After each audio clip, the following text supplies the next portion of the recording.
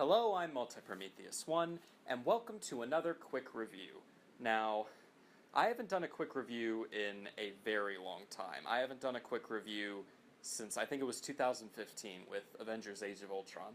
So I haven't done one in a really long time because, yeah, my main focus on this channel is actual in-depth reviews with actual in-depth and complex editing and stuff like that. That's what I like to do. I like to do videos there that I can take time and put a lot of effort into.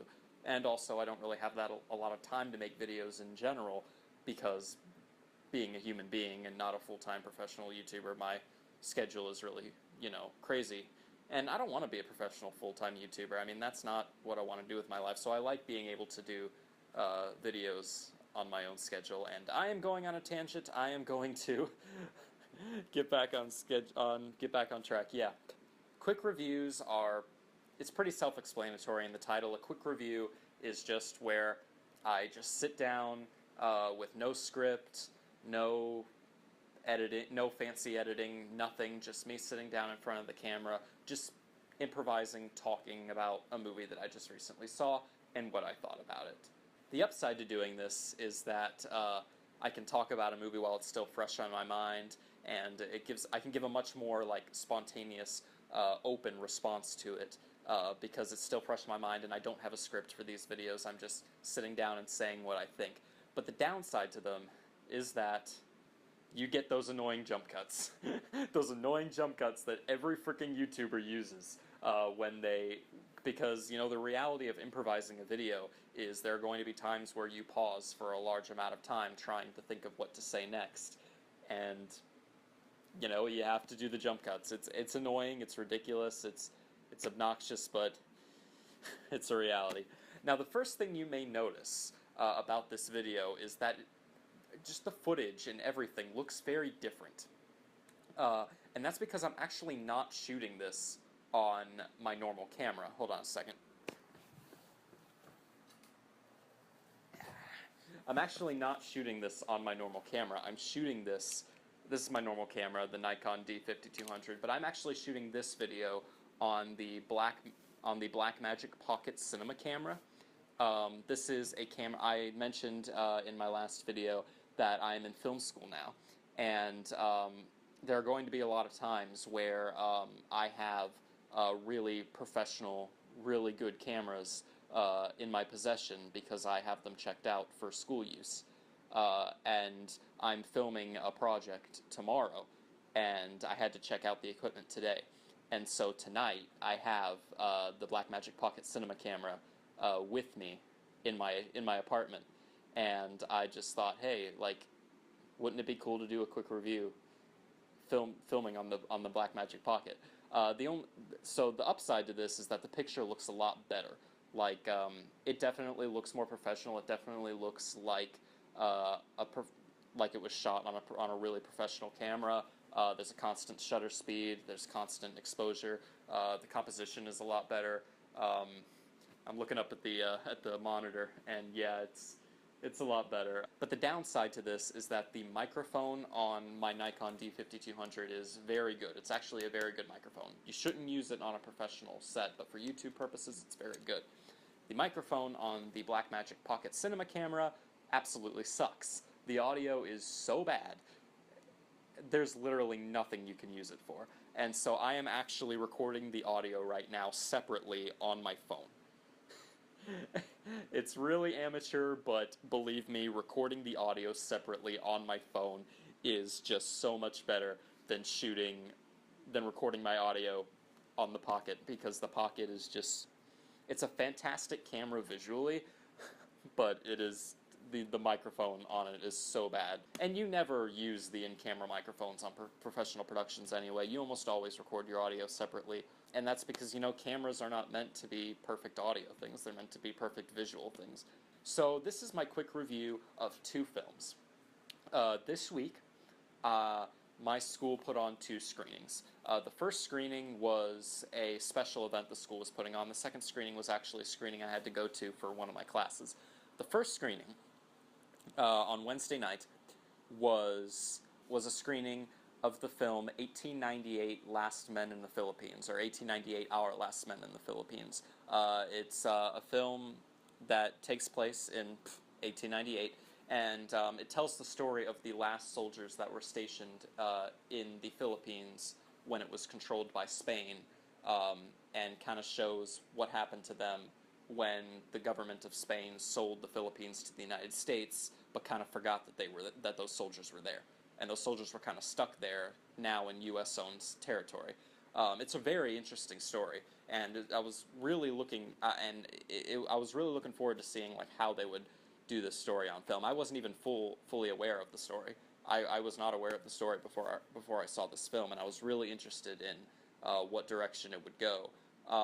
And the really cool thing about this screening is that the writer of the film, if I get his name wrong, I'll put it right at the bottom.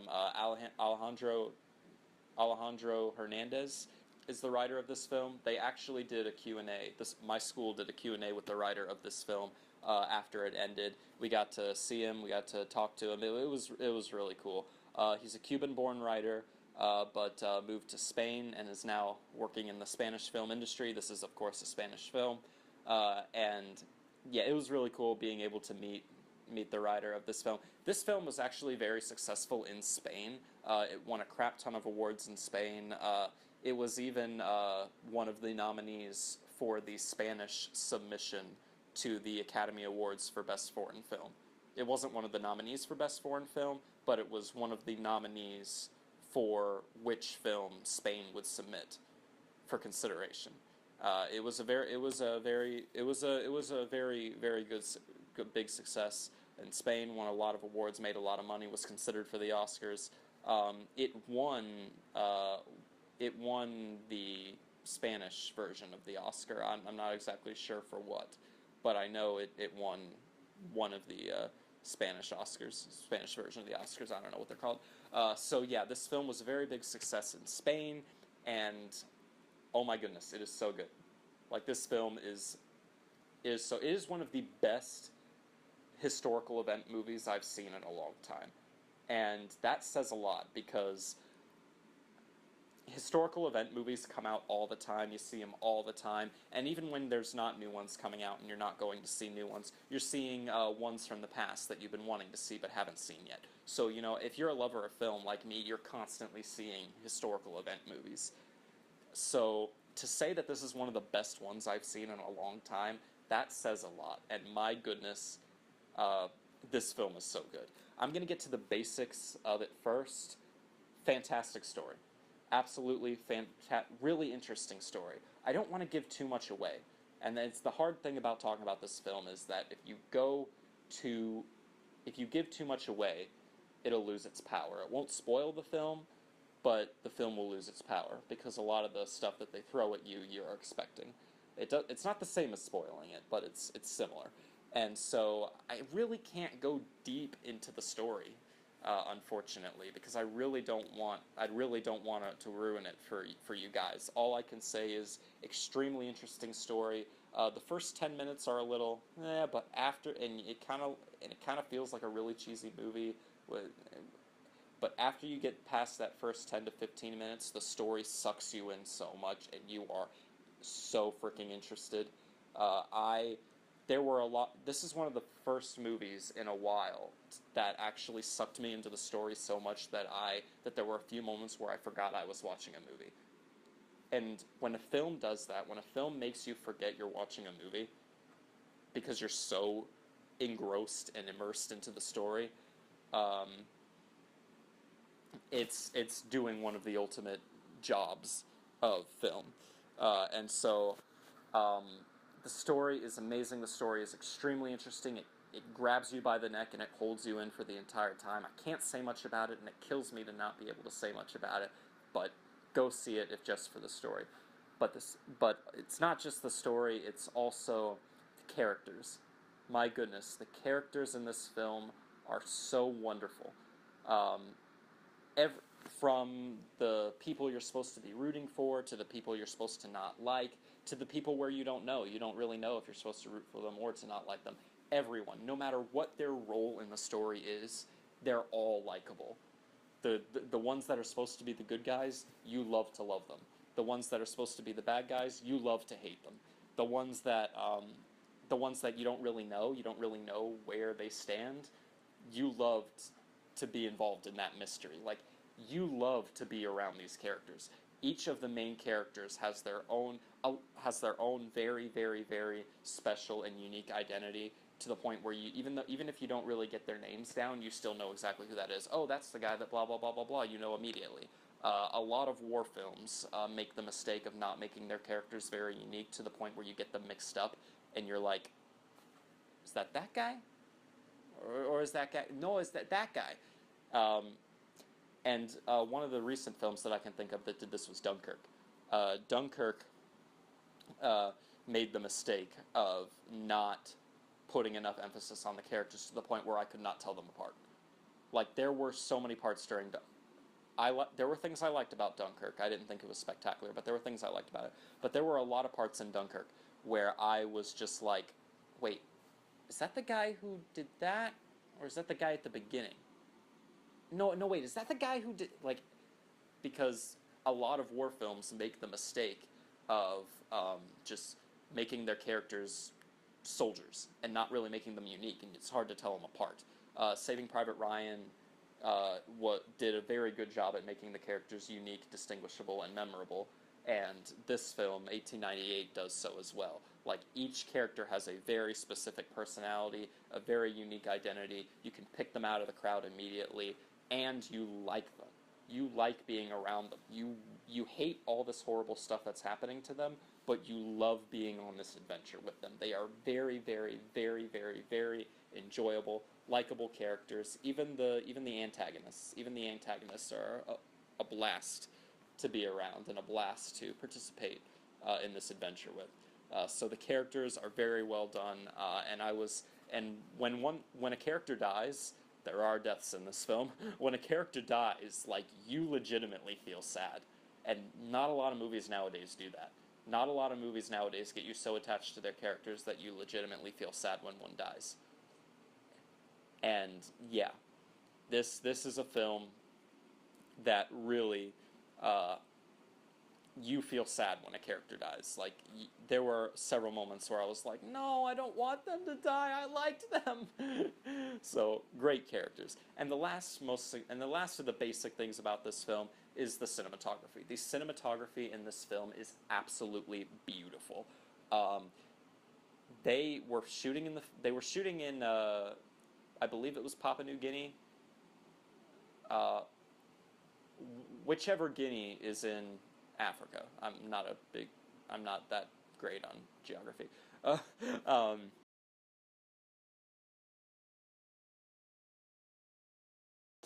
But whichever Guinea is in Africa, because I know there's more than one Guinea, they were shooting there, and it was the first film ever to shoot there, because the producer of the film was actually personal friends with the president of that country, and that's how they were able to get special permission to film there. And oh my goodness, they take full advantage of that location with the cinematography. It's a beautiful looking film. The color correction, the color grading, the lighting, the framing of the shots, everything. It's a beautiful looking film. The cinematography is absolutely wonderful, and it's not trying to be artsy. It's trying to suck you into the film, and it does it perfectly. And it's really frustrating that I can't get into specifics. Like, I want to get into specifics, like, oh, there was this one part I really, really, really liked, where so-and-so does this and so-and-so does that, and there's this other part that I really like where so-and-so does this, and I really want to get into specifics, but I can't, because almost every scene in this film needs to be experienced raw for the first time. And I had the very big advantage of going into this film completely blind. I wasn't even completely aware of what it was about going into it.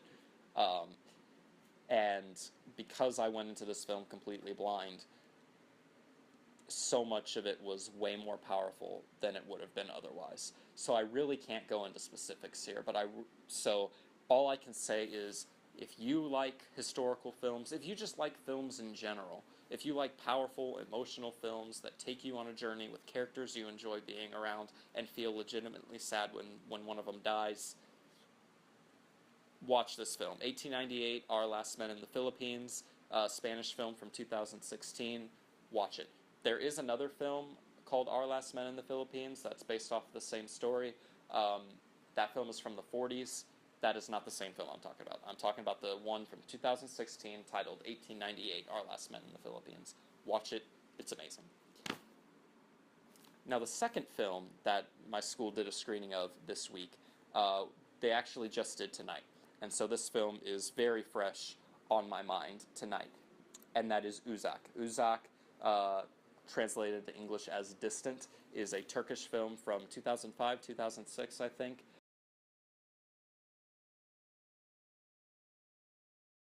I had to go to this screening because this movie was actually required viewing for my writing for feature class, and so I had to go to this screening. But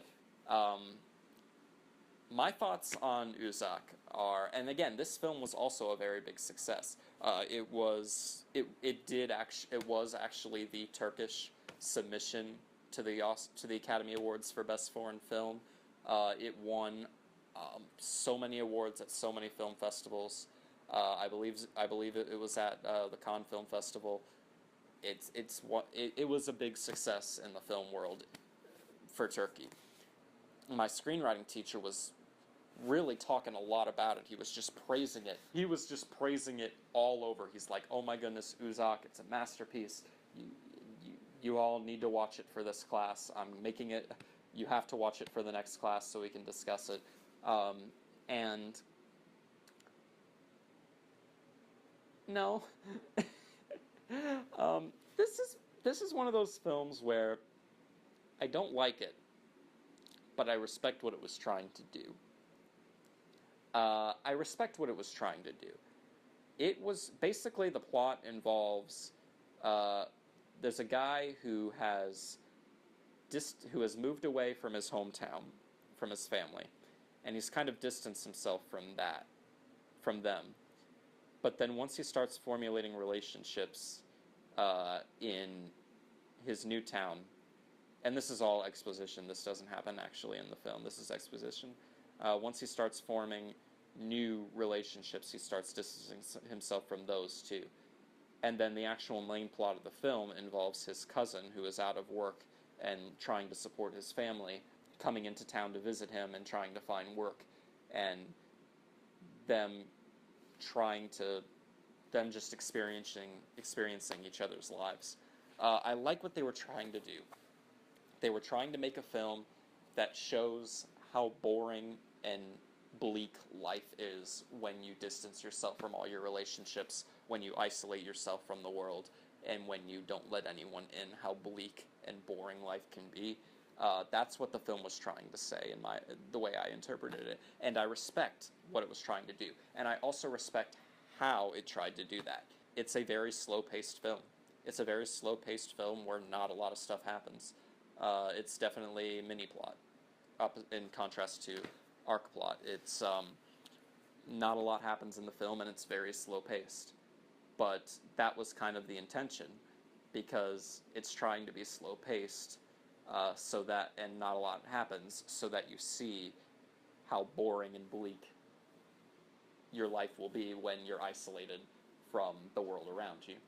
And I really like what it was going for, and I really like the techniques and the style and the cinematography and the style of storytelling that it tried to employ when making this film. However, it's also how they did it that hurts it. This film is incredibly boring. It is so boring. And here's the thing, I'm not opposed to slow-paced films. Not at all. I am not opposed to slow-paced films at all. In fact, 2001, A Space Odyssey is my absolute favorite film of all time. Extremely slow-paced film, and not a lot happens in it. And there are several other really slow-paced films where not a lot happens that I absolutely love. So I have nothing against slow-paced films where not a lot happens, but the way it's done in this film, sorry, I keep looking down at this to make sure it doesn't stop recording. I don't know exactly how much space is on my phone. The way it's done in this film doesn't help it, in my opinion, like it does with 2001 or those other films I've seen. Instead, it hurts it. Instead of using the slow pace and the lack of plot events to elevate the atmosphere and elevate the viewer's interest in it, it instead just makes it extremely boring. It is such a boring film. And it's about 10 minutes short of 2 hours. It's an hour and 50 minutes, I think. This film is so slow-paced and has so little going on in it that I actually think it would have worked a lot if they were going to go with the same slow pace, the same not a lot happening in it, and the same style of cinematography, the same style of directing, the same style of editing, the same style of everything. I think this film would have worked a lot better as a 30 to 40 minute short film. I don't think it should have been an hour and 50-minute feature, because it just, there's not enough in it to make it a feature. And because they tried to draw it out to make it a feature, there are a lot of scenes that go nowhere, a lot of scenes that feel really forced and really unnecessary, and it's just an incredibly boring movie. This is the first time in a very long time that I have been so bored in a movie that I wanted to stop. 99% of the time when I'm watching a movie that's boring, I'll push through it, because there could be still something good in it. Because I'm a lover of film, and if a film's boring, I push through it, and I see it through to the end. This is the first film in a very long time that was so boring that I literally wanted to stop watching. And a film has to be incredibly boring in order for that to happen. I couldn't stop watching it, of course. I mean, this film was required viewing for my class, but so boring. I respect what it was trying to do. It was trying to show a really bleak, boring, and isolated life as a result of the poor decisions that this character and characters have made. And I like the idea behind using the specific style of the camera work, the cinematography, the directing, the editing. I really like what it was trying to do and how it was trying to do it. But they didn't really handle it right, in my opinion. And it just comes across as an extremely boring film. And most of the time, the most boring of films can be made entertaining by likable characters. But because these characters are not supposed to be likable, they're supposed to be boring, because it's supposed to show how much these poor decisions can ruin your life, these characters are very boring. And while that's the point, that's the intention, it still comes across as very boring. And it is such a boring film that I literally wanted to stop watching and leave, which is so rare for me to do that in a movie. It is so rare for me to want to leave a movie, because even if it's incredibly boring, even if it's absolutely terrible, even if it's Phantom Menace, Four Stick levels of bad, I will still see it through to the end, because there could be something of merit in it at some point. Very rarely do I ever get so bored in a movie that I just stop watching. I was not able to stop watching with this one, again, because it was required viewing for school, but my goodness, this film is so boring. If you want some great atmosphere and some great cinematography, I recommend it. If you want a film that explores the consequences of isolating yourself and distancing yourself from your relationships, then I recommend it. But, and again, I respect what it was trying to do, and I respect how it tried to do it. But be prepared for a very, very, very, very, very, very boring movie. So that was my quick review for tonight, shot on the wonderful Blackmagic Pocket Cinema camera. Yeah. Bye.